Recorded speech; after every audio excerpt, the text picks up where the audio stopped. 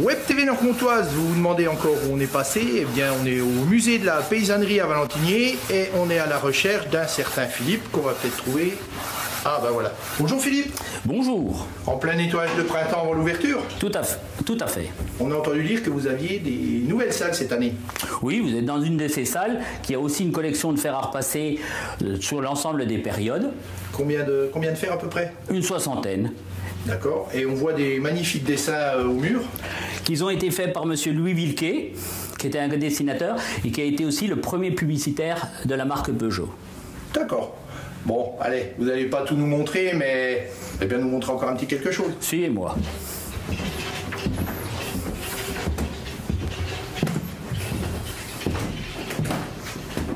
Oula! Ah oui, là, ça rappelle des souvenirs. Il y aurait fallu que nous fussions tombés. C'est une véritable machine à remonter le temps, là. Impressionnant. Impressionnant, oui. Comme un petit peu ce premier livre scolaire qui était fait avec du papier à cigarette collé sur carton, qui est un livre qui n'est pas des plaques de présentation, dû aux deux numéros que vous voyez, qui était...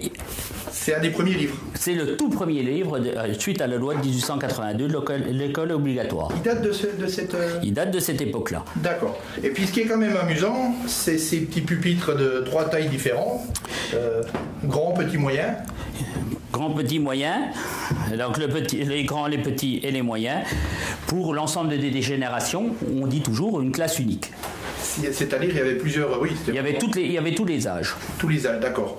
En parlant de génération, on peut mesurer en venant ici le bond qui a été fait entre les générations. Bah, le bond, la première tablette numérique qui ne consomme rien, où 1 plus 1 est égal toujours à 2.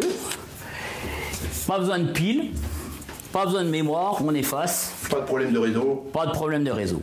Et avant, en préparant le tournage, vous nous avez aussi parlé d'une anecdote qui est quand même surprenante au niveau du bois.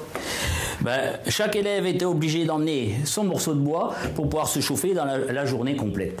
D'accord, tous les élèves devaient... Tous les élèves sans exception et tous les jours. Vous imaginez si c'était encore le cas maintenant? Difficile. Combien de salles dans au musée de la paysannerie? Une quinzaine de salles.